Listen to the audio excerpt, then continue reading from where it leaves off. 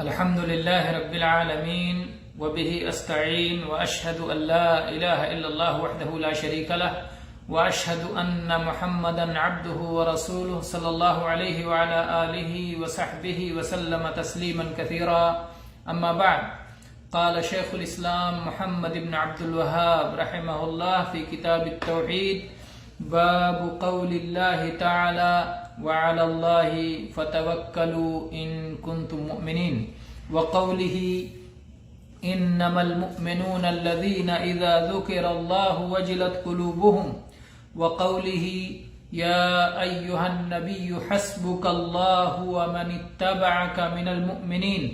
وقوله: ومن يتوكل على الله فهو حسبه. وعن ابن عباس رضي الله عنهما قال: حسبنا الله ونعم الوكيل، قالها إبراهيم عليه السلام حين ألقي في النار، وقالها محمد صلى الله عليه وآله وسلم حين قالوا له: إن الناس قد جمعوا لكم فاخشوهم، فزادهم إيمانا وقالوا حسبنا الله ونعم الوكيل. رواہ البخاری والنسائی. گرامی قدر حضرات و خواتین، کتاب التوحید کے دروس کا سلسلہ اللہ کے فضل و کرم سے جاری ہے، اور ہم اس باب تک پہنچ چکے ہیں جو قرآن مجید کی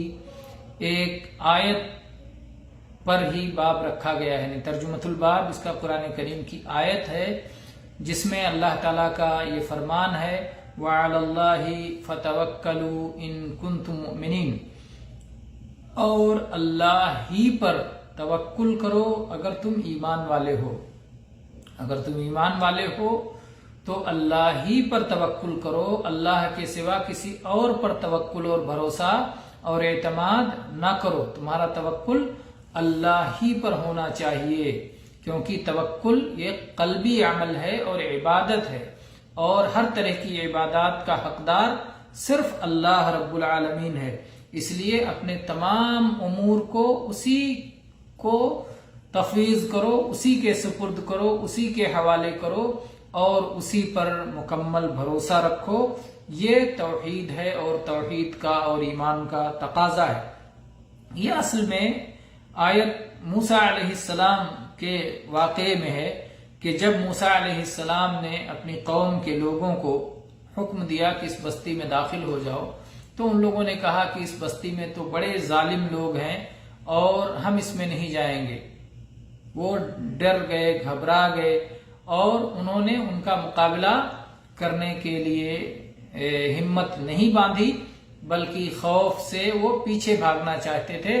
اور اپنا ڈر انہوں نے بتایا کہ ہم ان سے نہیں لڑ سکتے. اس موقع پر موسیٰ علیہ السلام نے ان سے کہا کہ اگر تم صاحب ایمان ہو تو تمہارے ایمان کا تقاضا یہ ہے کہ اپنے نبی کی اطاعت کرو اور اپنے اللہ پر بھروسہ کرو. اور جب تم اللہ تبارک و تعالیٰ پر بھروسہ کر کے اللہ کے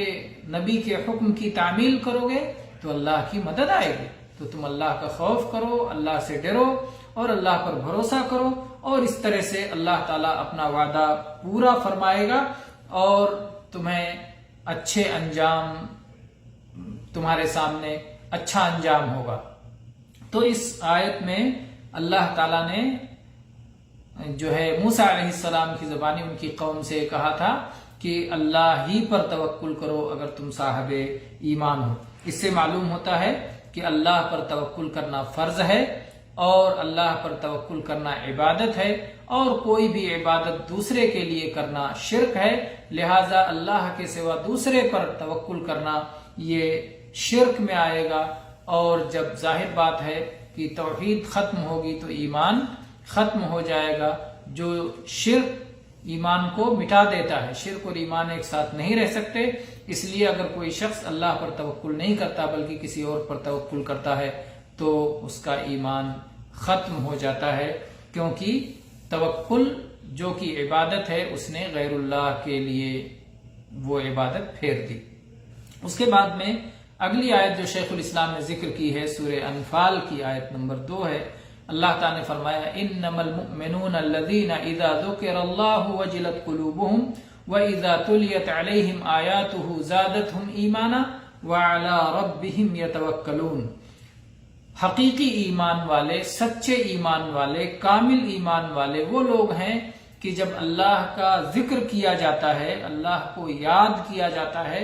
تو اس وقت ان کے دلوں پر خوف طاری ہو جاتا ہے، ان کے دلوں میں ڈر پیدا ہو جاتا ہے، اور جب ان پر اللہ کی آیتوں کی تلاوت کی جاتی ہے تو ان کا ایمان زیادہ ہو جاتا ہے، اور وہ لوگ اپنے رب پر ہی توکل کرتے ہیں، رب کے علاوہ کسی اور پر توکل نہیں کرتے۔ وَعَلَى رَبِّهِمْ يَتَوَكَّلُونَ، اور اپنے رب پر ہی وہ لوگ توکل کرتے ہیں، رب کے سوا کسی اور پر ان کا توکل نہیں ہوتا۔ اپنے سارے معاملات اسی رب کے سپرد کرتے ہیں، اسی سے ڈرتے ہیں، اسی سے امیدیں لگاتے ہیں۔ تو یہاں پر اس آیت میں اہل ایمان کی 3 بڑی صفات کا ذکر کیا گیا ہے۔ پہلی صفت یہ کہ جس وقت اللہ کا ذکر ہوتا ہے ان کے دلوں پر خوف طاری ہو جاتا ہے، وہ اللہ کے احکامات کی تعمیل کرتے ہیں اور اللہ کی روکی ہوئی چیزوں سے رک جاتے ہیں۔ اور دوسری چیز یہ کہ جب وہ لوگ اللہ کا کلام سنتے ہیں، قرآن مجید کی تلاوت ہوتی ہے، تو اس میں اللہ تعالیٰ کی طرف سے جو روشنی، جو علم، جو خیر و برکت جو ان کے سامنے آتا ہے، اس کے ذریعے سے ان کا ایمان بڑھ جاتا ہے، ایمان زیادہ ہو جاتا ہے۔ اور تیسری صفت یہ بتائی کہ وہ اپنے رب پر ہی اعتماد کرتے ہیں، اپنے رب پر ہی توکل کرتے ہیں۔ تو یہاں معلوم ہوئی یہ بات کہ اہل ایمان کی صفات میں سے ایک اہم صفت ہے اپنے رب پر ہی توکل کرنا، اور یہ توحید کے تقاضوں میں سے ایک اہم تقاضا ہے۔ اور اسی طرح سے یہ بات بھی معلوم ہوئی کہ ایمان گھٹتا اور بڑھتا ہے، جو چیز زیادہ ہوتی ہے وہ چیز پہلے کم رہتی ہے تب زیادہ ہوتی ہے، اور ایک بار زیادہ ہو گئی دوبارہ بھی اسے زیادہ ہونے کا موقع رہتا ہے۔ تو گویا ایمان میں کمی اور زیادتی ہوتی ہے، اور ایمان باللہ کا تقاضا یہ ہے کہ صرف اللہ ہی پر توکل کیا جائے اور اللہ ہی سے ڈرا جائے اور اللہ کے سامنے خشوع اور خضوع اختیار کیا جائے۔ اسی طرح سے اگلی آیت جو ذکر کی شیخ الاسلام نے، یا ایھا النبی حسبک اللہ ومن اتبعک من المؤمنین، اے نبی اللہ تعالی آپ کے لیے کافی ہے اور ان لوگوں کے لیے بھی کافی ہے جو اہل ایمان میں سے آپ کے پیروکار ہیں۔ اور اسی طرح سے یہاں پر اللہ تعالیٰ نے بتایا کہ نبی کے لیے اور اہل ایمان کے لیے اللہ کافی ہے۔ تو جب اللہ کافی ہے تو اللہ ہی پر ہمارا توکل ہونا چاہیے، ہمارا بھروسہ اسی پر ہونا چاہیے، کیونکہ وہ ہمارے لیے کفایت کر جائے گا۔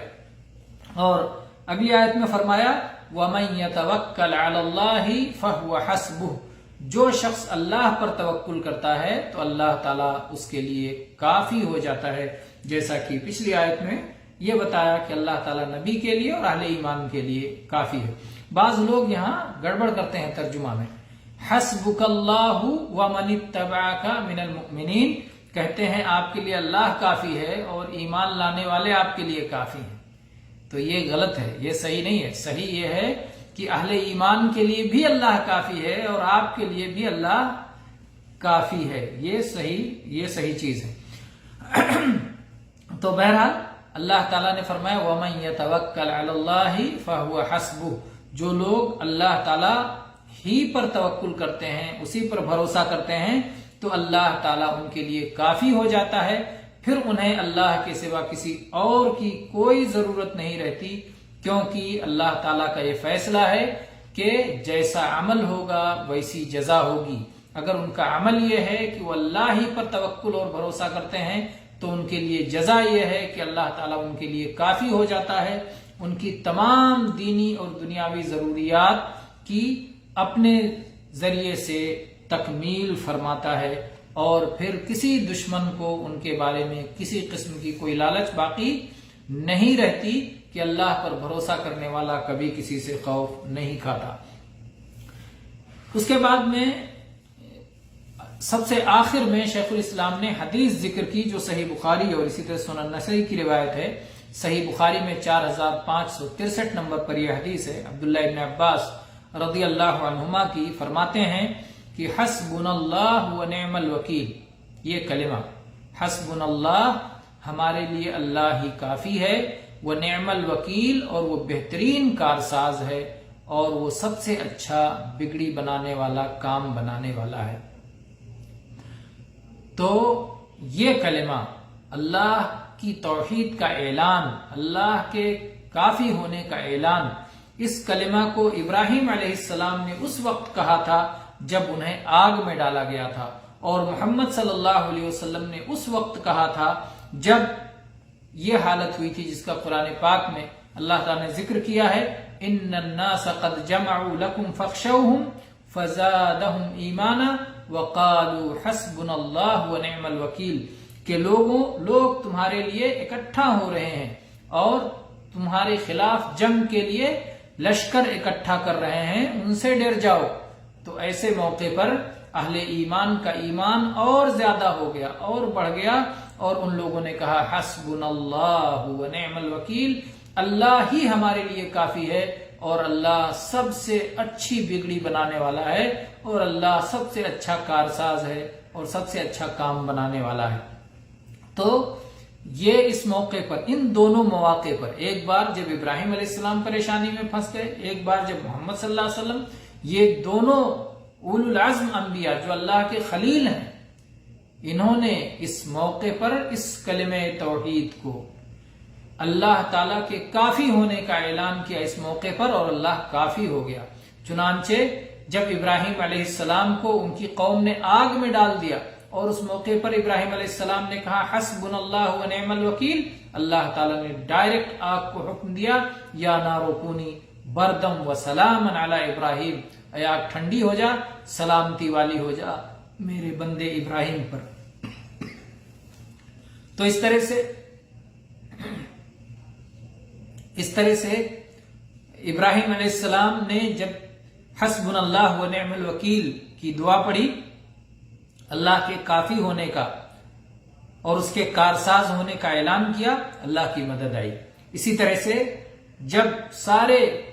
مکہ کے لوگ اور عرب کے لوگوں کو اپنے ساتھ یہود اور احباش سب کو لے کر کے غزوہ خندق کے موقع پر نبی صلی اللہ علیہ وسلم کے خلاف سب اکٹھا ہو گئے، اور نبی کریم